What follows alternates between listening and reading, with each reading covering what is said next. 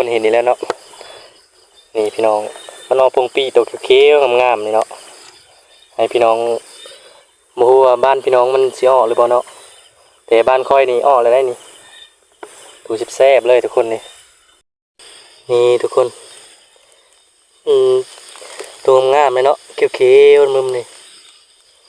งามเลยสบายดีพี่น้องวันนี้มาหาการเป็นแขมเนาะอยู่ตามกอไม้เด้อทุกคนนี่มันจะอยู่แบบนี้เนาะนี่มันจะเป็นตัวนางนี่คือนางกิจจันเลยทุกคนมันเป็นตัวอ่อนนี่เขาจะปิดนะเลยมั้งแซ่บๆเลยทุกคนเอ้า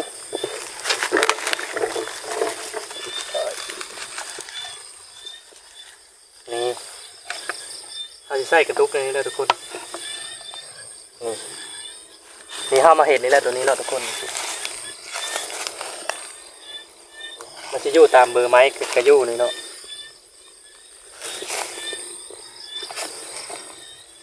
เขาจะมาหาการแถวเป็นพุ่มไม้แล้วก็กอไม้เนาะมันจะอยู่แบบนี้แหละก็ได้นี่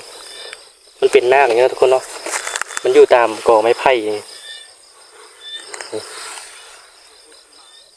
กินเลยนะ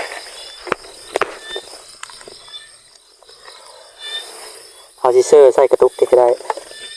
นี่กระตุกใส่กระตุกนี่เห็นนี่นะทุกคนนี่ตัวนี้มันอยู่ตามคุกไม้เนาะนี่ตัวเขียวๆเลยนี่เห็นนี่นะทุกคนนี่ตัวเขียวงามเลยอันนี้มันรอเอาสาบมาเลยเนาะนี่วันนี้มากับเบ้ามิโก้คนเนาะมิโก้เบ้าผู้ไทยมา2 คน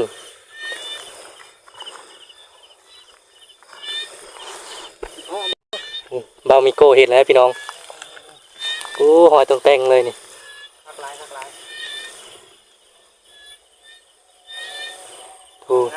ตัวงามเลยยังพี่เด้อนี่เบ้ามิโก้เป็นหมาได้เนาะเห็นนี่แล้วพี่น้องนี่โอ้นี่ของแท้เห็นแล้วพี่น้องนี่โอ้ออนไลน์เด้อคนสงสัยข่าวบ่ทันได้มาการเนาะ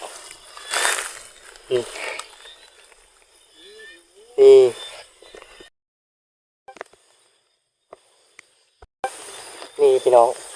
เอามาเห็นเลยนะทุกคนนี่มันจะอยู่ในเนาะ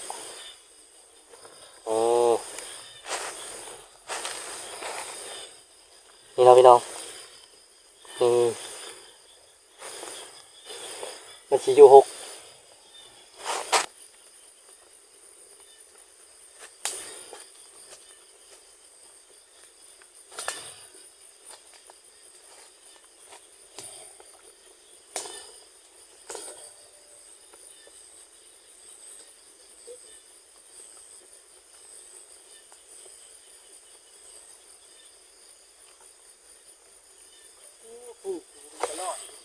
เป็นอะไร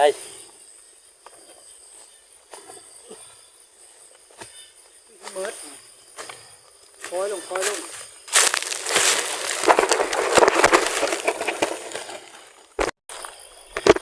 โอ้ย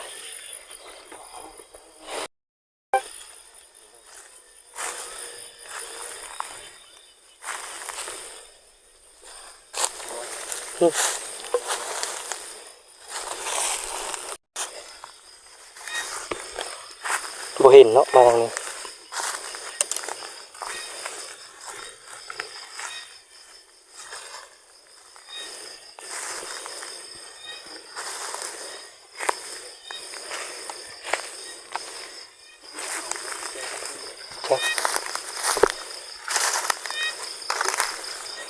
เราไม่ได้มึงเจอขมาการก้อนหากันมั้ย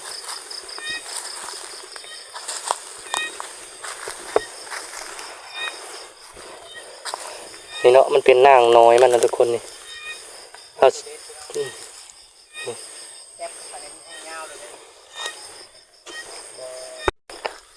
ราเอามือไปจับมันด้วยก็นี่อันนี้ก็คือแมงงอดนะทุกคนนู้ตัวใหญ่ๆนี่ขันตอดนี่มันได้นอนเบิดคืนเลยนี่ต้องระวังนะทุกคนมาดงมาปลา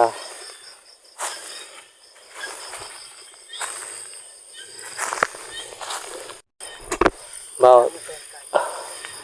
เบามิโก้เป็นเห็นนะทุกคนไป น้ำก็บัดนี้ น้ำก็พ่อน้ำ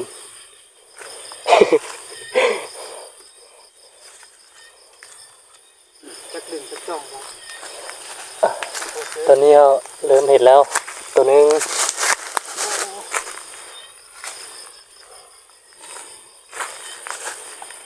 มันจะอยู่แบบเป็นบ่อนนี่